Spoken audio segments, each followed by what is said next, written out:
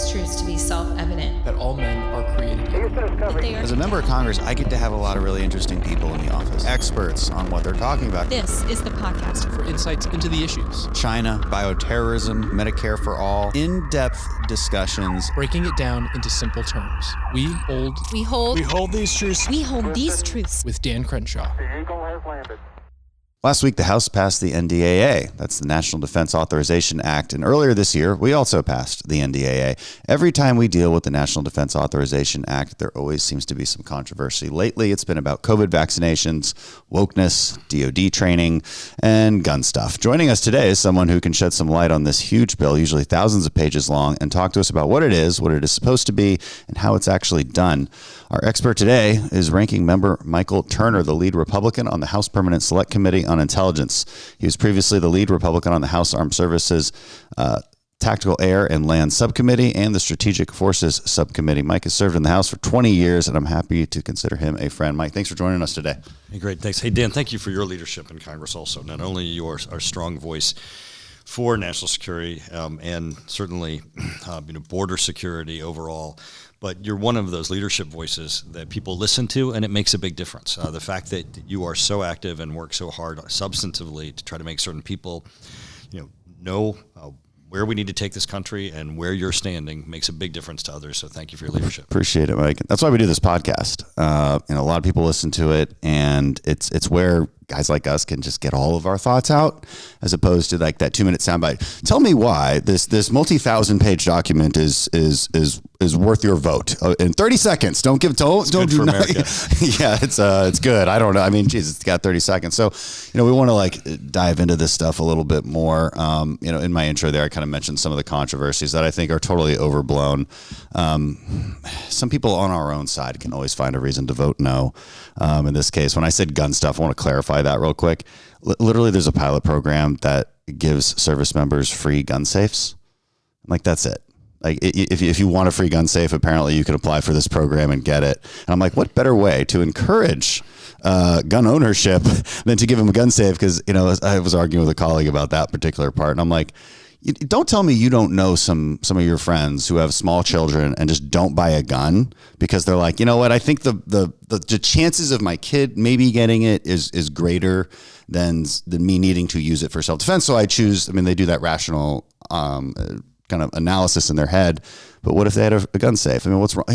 Can we please stop pretending like this is somehow a slippery slope infringement? Anyway, so that's, if you've heard about that one because of Gun Owners of America, that's where that came from. We don't have to talk about it anymore.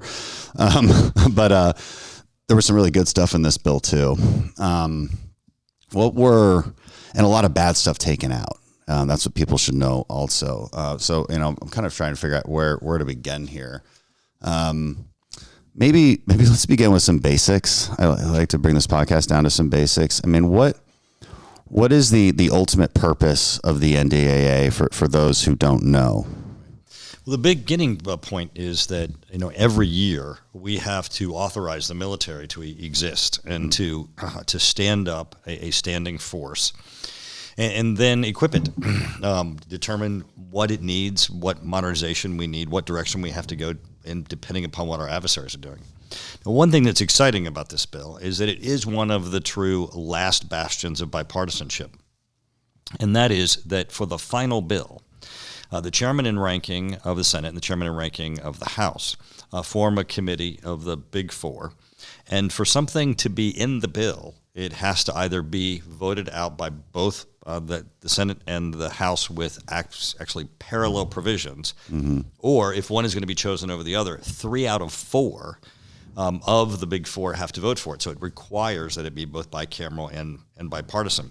And so as this bill is being put together, you hear a lot of the perhaps crazy amendments that people are arguing about, or perhaps even might make it into a bill. For example, some came in out of Pelosi's House that are never going to make it into the final bill.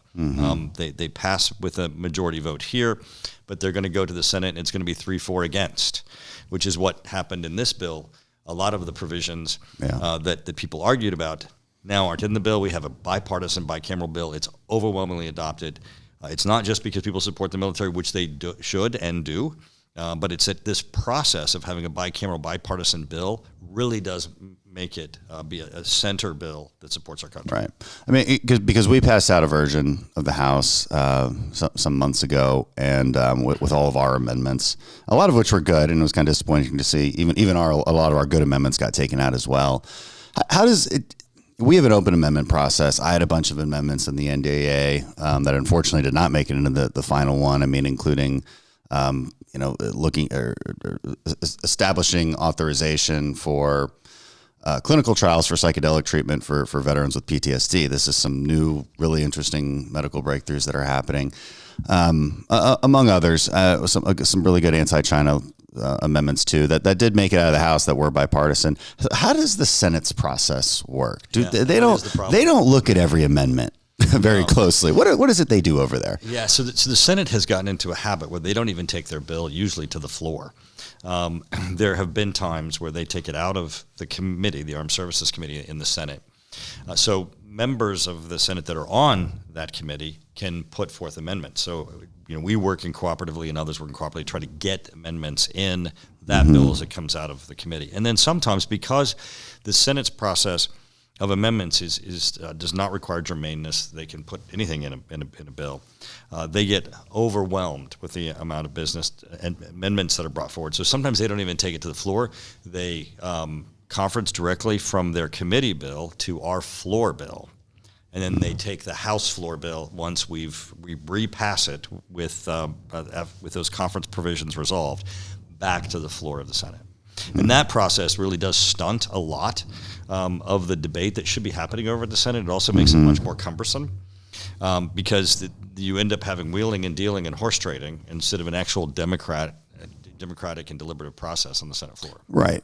So that because at no point, and we had a lot of amendments pass out of here, most of which most of us liked, and they didn't even really debate those. Right. It appears that they were not even part of the conversation right from the get-go. Yeah, if they're not passed by both, and there's not 3 votes, then of the big 4, then they don't make it into the bill. Is there some ideas on how to change that so that the process does work as intended?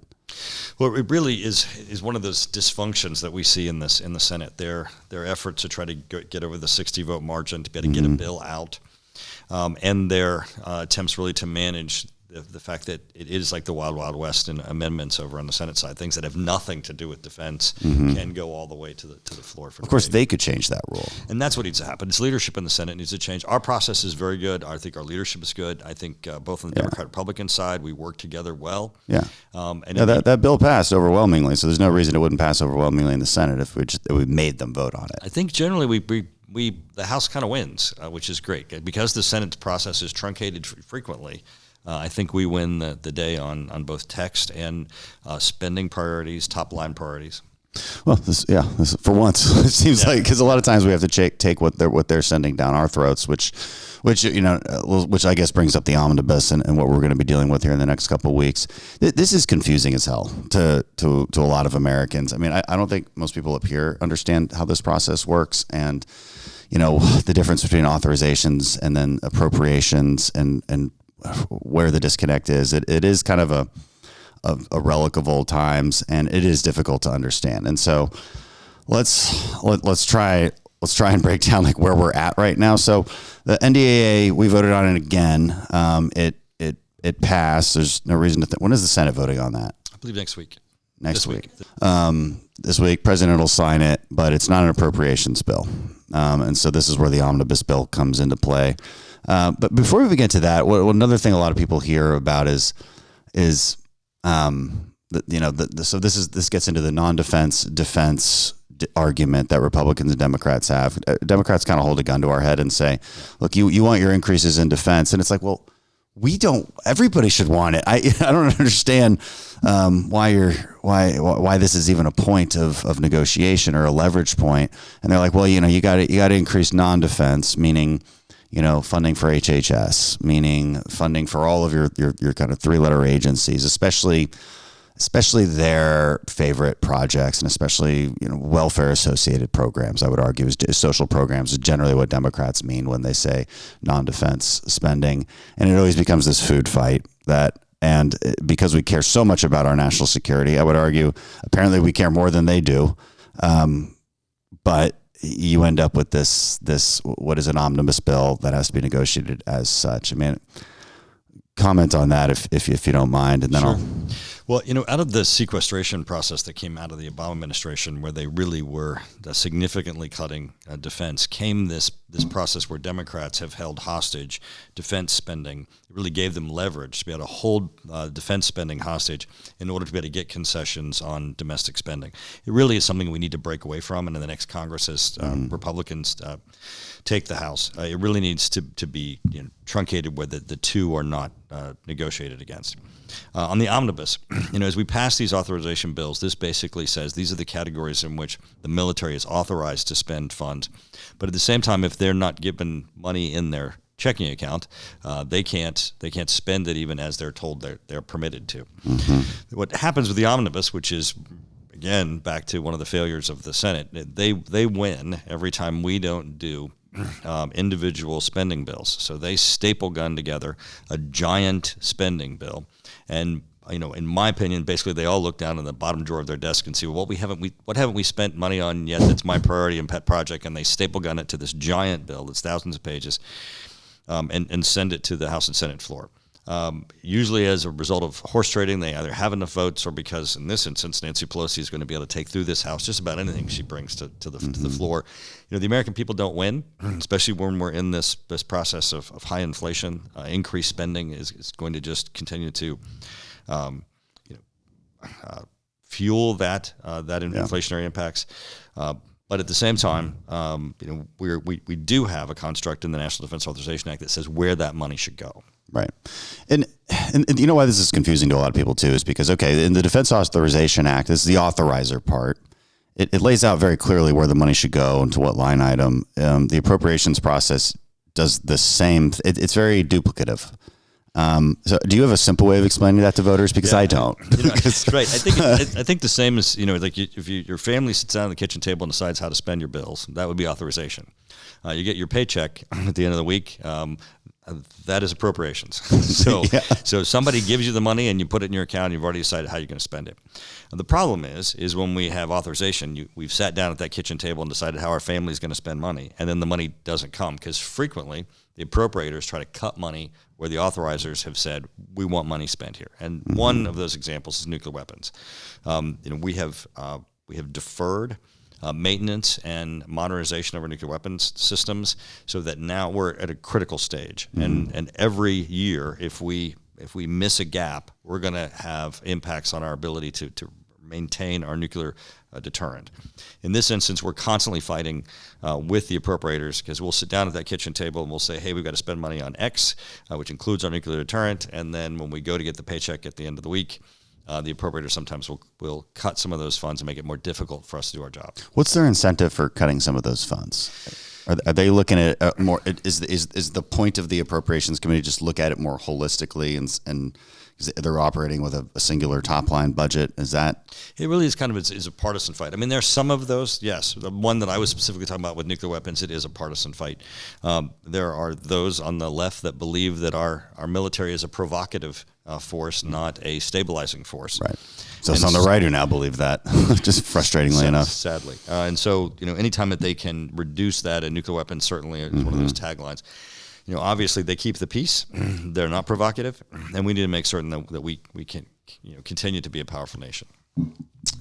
One of the tactics I see is that the Democrat president especially will always sort of undercut what he really wants for the military. So this NDAA that passed out of the House, I don't know how much more it authorized than what the president's actual request was. But it's fairly significant, right? Yeah. So what's the president's? North of $40 billion. So why would the president ask for less money? Well, I think, one, he's responding to the left. And so, coming out of the Obama-Biden administration, where they really did work to try to cut defense spending, I'm certain there's some true believers at the White House, including perhaps the president himself, that we don't need to remain as strong. However, when you look at what our adversaries are doing, China, Russia, North Korea and Iran. The president is well aware with his daily briefings the threats that these nations pose, and so that's why Congress went ahead and put in the additional funds. For example, it's not classified that China is fielding and achieving hypersonic nuclear weapons. Russia the same. Our hypersonic programs have languished for lack of funding. That's an area where we put money back in, and we said, hey, if our adversaries have hypersonic weapons, they're going to have an advantage. We need to make certain that our nation remains strong. We need those programs. Is there another possible reason in that he knows if he undercuts what we really need by 40, 50 billion, then it allows them to say, well, the Republicans are going to want to increase this by about 40 or 50 billion, which means then we can go and ask for non-defense spending to increase by another 40 or 50 billion. There is absolutely that. And frequently we see when the budget comes over that even the Department of Defense sometimes plays that game where there are things that they have as priorities that they want to fund. And they know there are things that we're going to have to fund. So they'll move the monies from things that are essential over to things that they want to do. And we're going to have to backfill it because we're not going to cut. And it does give them an ability to highlight where they want to go. But as you said with the administration, to some extent, it is the defense versus non-defense where they're trying to plus up their own domestic priorities that have nothing to do with keeping our nation safe. And sometimes the military will be asking for something that the White House, just for political reasons, disagrees with. You gave me an example of that before we started recording. Right. Yeah. So under the Trump administration, the Department of Defense was free to be able to tell Congress what it wants. And one of the things that they need on our submarines is a low-yield nuclear weapon. Russia has low-yield nuclear weapons, and the problem is that you can't have deterrence if your adversary believes that you're not going to be able to respond to what they have. So it's not an issue of wanting to use nuclear weapons, this issue of preventing the use of nuclear weapons. Let's flesh that out. So if Russia uses let's call a small, low yield nuclear weapon, and all we have are like the planet killer nuclear weapons, they know we're not going to use it. They know we're not going to do that. So, but if we have a lower, smaller one, they're like, they might do that. Right. So if they have a nuclear weapon that's the size to nuke an aircraft carrier, and we have a nuclear weapon that only takes out a city the size of Moscow, we're not likely to respond in kind. And so what we needed to do was to make certain that we had those tools, so they understood if they used a low yield nuclear weapon, that we do have the ability to respond in kind. That causes without them to escalating. Stop. Yeah, that causes them to stop. The chief of staff. It's tough for regular people to get their heads around like strategic deterrence, and I've noticed it turns into this you're provoking war and et cetera. Well, one thing that people can have confidence in is that it works because no one's using them because everybody understands the consequences, and you just got to keep those consequences there at parity and know that you can match. So even the chief of staff, Milley, was for making certain that we fielded low-yield nuclear weapons so we could hold Russia at bay. The president was against it, put it out of the budget. It was put back by Congress in this bill. We're going to continue to develop that, make certain that we hold Russia accountable and make certain deterrence holds. Okay. And then there's other cases where the Defense Department itself doesn't request what it really should be requesting. And I thought that was an interesting conversation we also had right before we started recording. Because I was reading this kind of pro NDAA. It was making an argument for the NDAA about what a good of a job you guys did on the committee.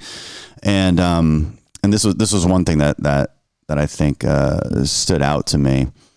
It was Congress also showed strong support for the defense industrial base by stopping the Pentagon from closing one-way doors by permanently shutting down needed manufacturing lines.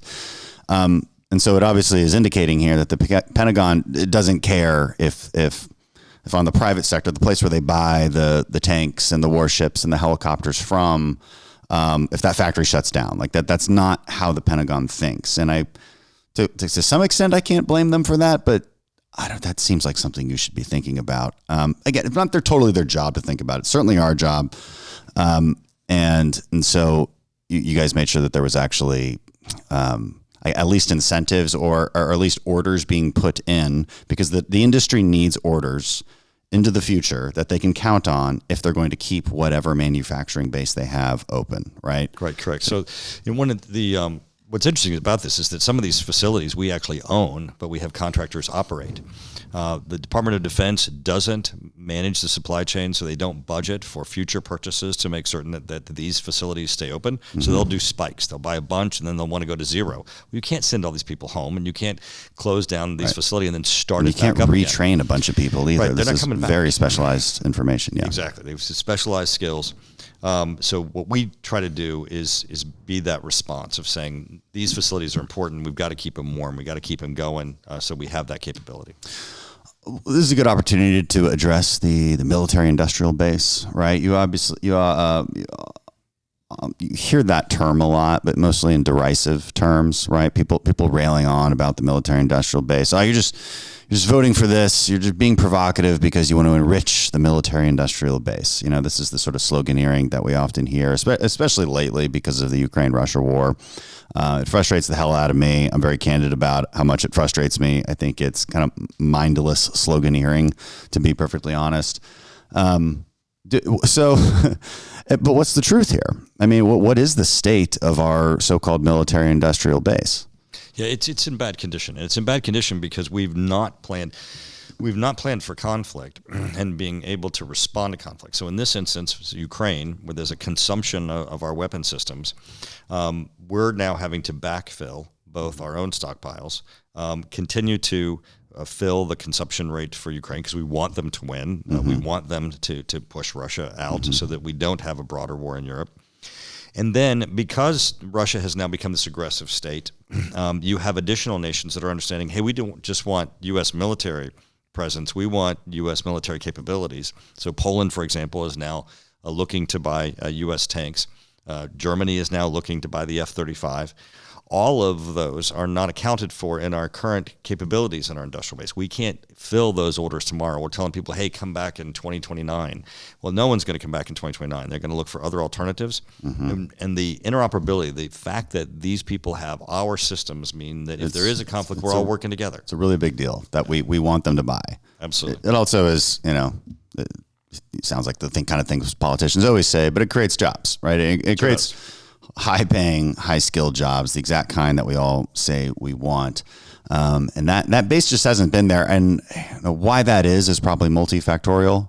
I think from my perspective in the special operations community, it did seem like the quote-unquote military-industrial base moved pretty heavily towards a more tactical counterterrorism type of work. Okay. Not these sort of big weapon systems, not big advances in shipbuilding, et cetera, because everything was focused on, hunting terrorists in remote regions in Afghanistan, Syria, Yemen, Iraq, et cetera. And so we lost a lot of that.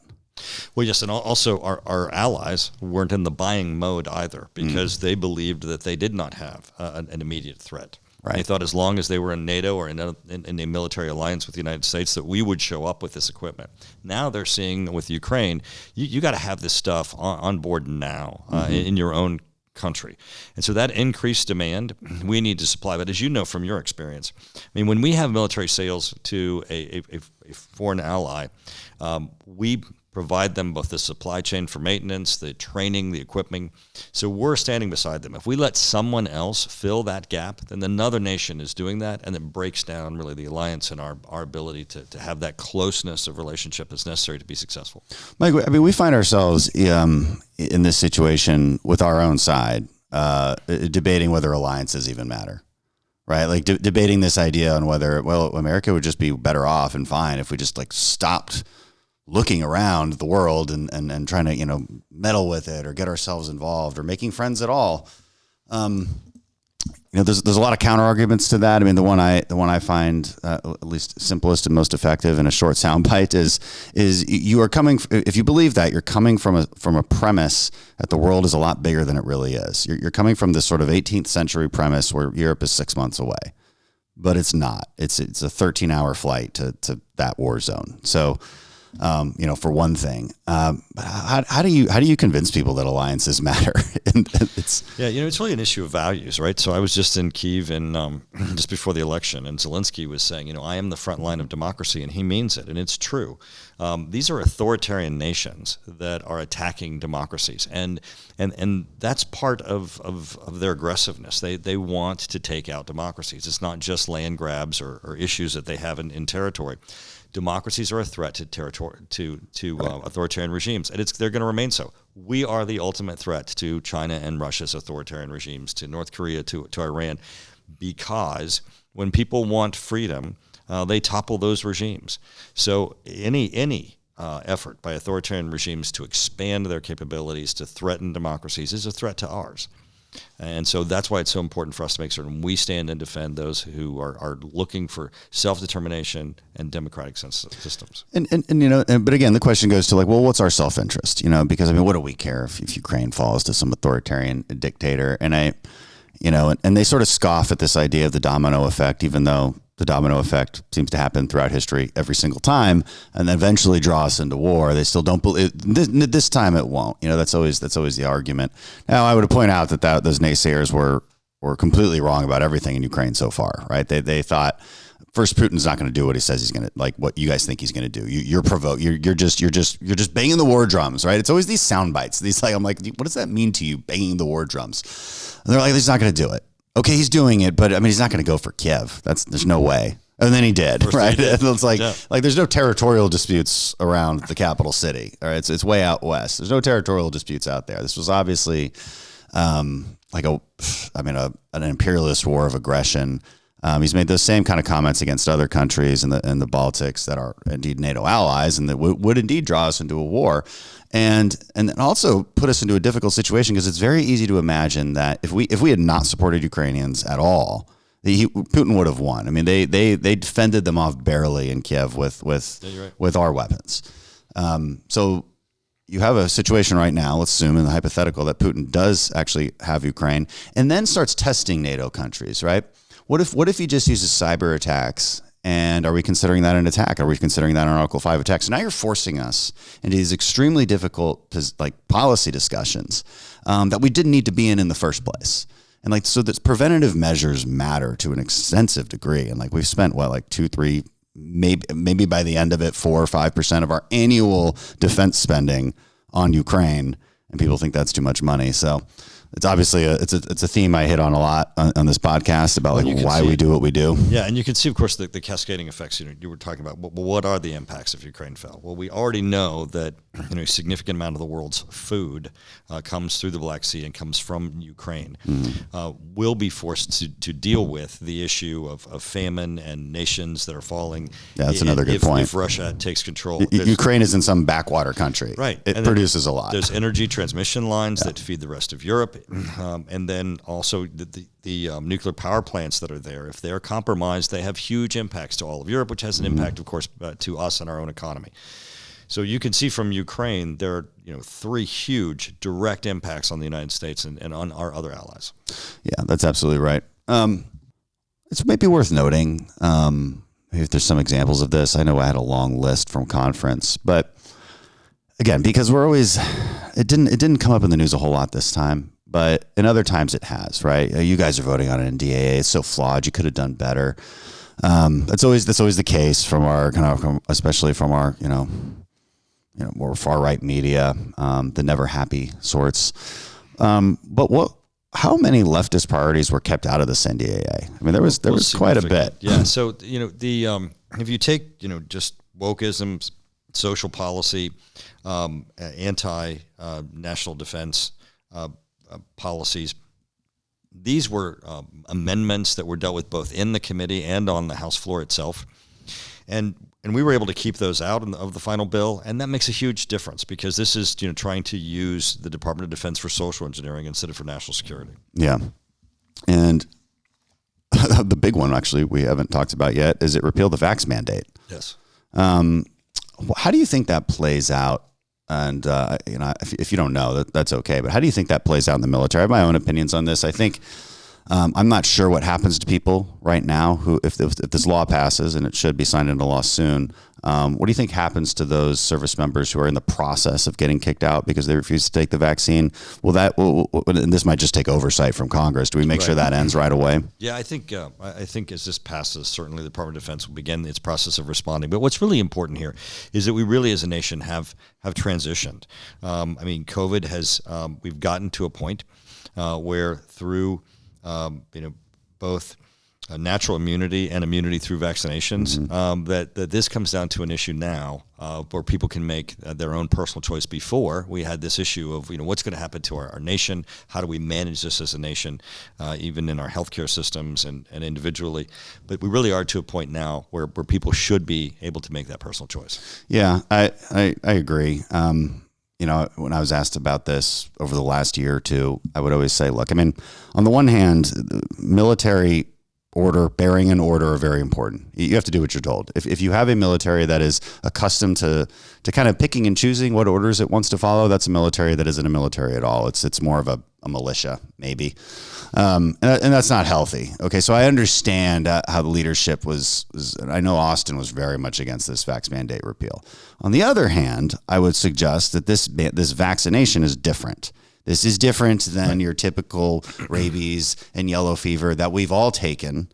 Okay, so those vaccines have been around a very, very long time, and while there is very wide studies on the COVID vaccines, just by nature of how many people have taken it, there are not longitudinal studies. I understand people's hesitancy there, and my point to military leaders was, this is a little different. This isn't the time to really put your foot down and crush military readiness by kicking people out. So it's not the hill to die on. There's other hills that we need to die on regarding outward enemies, not our own. And so it was, it's kind of having it both ways, I guess. But the situation's complicated, and I think this is the right step. And it's now a bipartisan, bicameral decision that this would be the law. Yeah. All right, Intel Committee. You're actually. You're part of the Armed Services Committee. That's all we've talked about just now. But your main, especially in the majority, your main role will be chairman of the House Permanent Select Intelligence Committee. That is a very cool committee. A lot of cool people want to be on it. A lot of cool people are on it. Some very uncool people are on it as well, which I know Kevin. I'm not going to guess which category you're saying I fall into, but you would be great for it. But so the importance of this committee, obviously, is that we have oversight of the intelligence community, but also we're the notification arm, if you will, where the intelligence community has something to inform Congress of. They come to us. In my position, I'm in what's known as the Gang of Eight, and that's the top 8 of Congress that have clearance, so that when the administration needs to notify Congress that something has occurred, they pull the Gang of Eight together, which includes the Speaker and the President of the Senate, the minority leader of the House and the Senate, and then the chairs and ranking of both the Senate and the House Intelligence Committee. And so our responsibility that we're taking as Republicans as we go now into the majority is to really transform this committee, because this has been Adam Schiff's committee that Nancy Pelosi used for impeachment. He's one of the uncool people. Right. just to be clear. Excellent. So they transformed this into a partisan committee and use it as tools to attack the Trump administration. Our goal is going to be return this committee back to national security, become a resource for the Congress.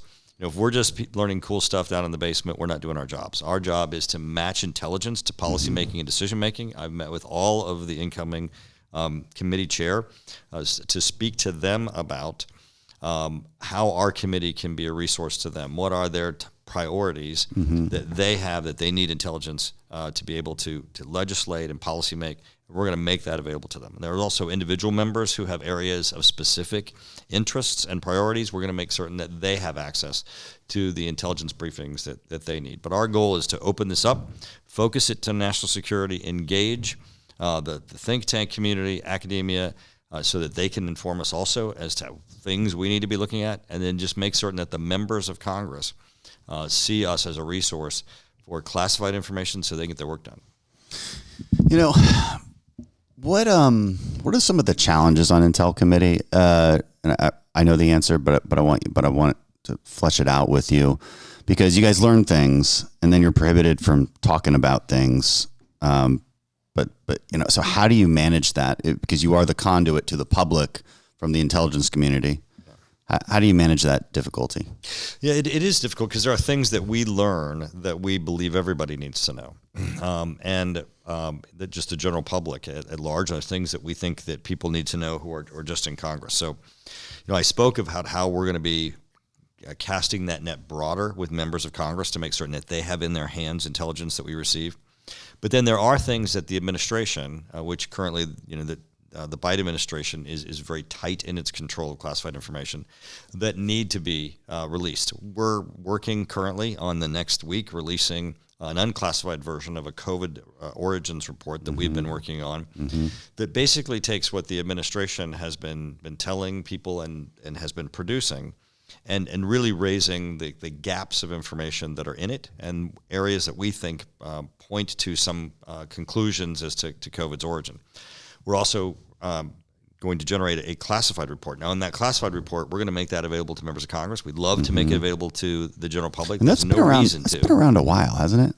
I read this. You read the Biden administration's intelligence community report, Okay. not our committee report. Okay, yours goes even deeper. Yeah. Okay. So what we did is because even the one I read, I thought was pretty definitive as far as the origins. Well, what we found, which is very disconcerting, of course, which is the point we're going to be making in our unclassified report, and then we're going to try to seek to get our classified version declassified, is that there, in the unclassified version that was given to the public of the intelligence community's assessment that was engaged by the Biden administration, there are inconsistencies with their own classified report. So there are things where they tell you X in one and they tell you a Y in another, and they should be consistent. And also, this information should be available to the public. People should understand this largest pandemic that has had just a devastating effect on families and our economy and really our world. What do we actually know? And the administration's unfortunately doing a close hold with this. Well, is it premature to ask you what is the general conclusion about the origin? Well, we're not able to say what's in our classified report because, again, we're having to work with the the unclassified, administration. On the unclassified, we believe that there's a sufficient information that shows that this is not from animal origins. Right. And then we have some very specific information that we're providing as to why and how and who we think was included. Representative Brad Winstrup is working on its release. Dr. Brad Winstrup is working on its release this week. Okay. I won't press you anymore on it. But geez, even with what I've read, although I believe it was the classified versions, it does seem pretty definitive, and there's no reason that wouldn't be made public. A lot of times you're worried about making things public for the fear of exposing intelligence, methods and techniques. But it's, as a guy who did a lot of collection and understands how collection works, you can tell what might expose something and what might not. Because in some cases, like only this person could have told this other person this, and that's the only way you could have known this particular piece of information, and boom, then you lose an asset. And so that's how that thought process works. Right. But in some of these cases, it's hard to see that chain of events. With this administration, I believe that they are very hesitant to declassify information because then the natural question that people have is, well, what are you doing about this? And in so many areas, they're not doing anything.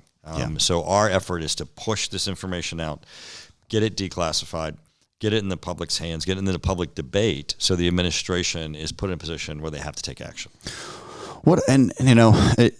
This point of that you bring up about what you can say, what you can't say, about what you learn in the Intel Committee.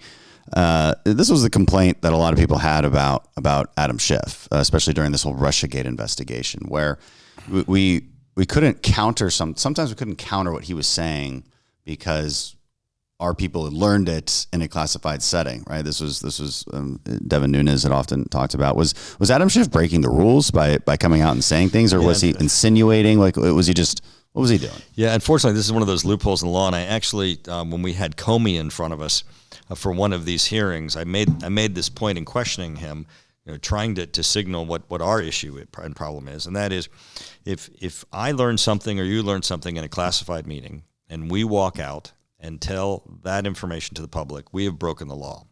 If you and I learn classified information in a classified setting, and we walk out of the room and lie about what we've been told, You haven't broken the law. and so I've told reporters all the time, do you really think that this person is willing to break the law and put themselves in that situation? Or do you think, should you question and understand that they're probably just lying to you? Yeah. That's crazy, isn't it? And he was lying. I mean, about so many things. He was insinuating constantly that, oh, you wouldn't believe what we've got. And it's like, okay, well, where? And it, of course, never materialized. It was all insinuation, playing off of the ignorance is a strong word, but just the lack of knowledge amongst the public. Why would people know about this? Why would people know about the rule that you just stated? Right. Regular people have no idea how this stuff works and what's real. It's a question I get asked constantly. How am I supposed to find out what's real in the news, Dan? Like, I don't know. People are always lying to me, and and I don't know necessarily how to answer that question. So I just listen to me. I'm not lying to you. I agree. But, Listen to Dan. I'll tell you when I don't know about that. that. Listen to people who give some air of humility about a given subject. That might be a good start as well. Not everything is knowable. Not everything has a definitive answer. But that's politics more generally. Do you want to speak about politics more generally? Drama with speakers race. You want to dive into that at all? We definitely have some some suspense, don't we? Yeah, we do. We're going to figure it out, I think. I do too. Let's hope so. Michael Turner, everybody, thank you so much for being on. Thanks for kind of illuminating the process of the NDAA, why it's important, why our national security is important, and giving us a small glimpse into the Intelligence Committee. Thank you. Dan, thank you for your hard work. Appreciate it.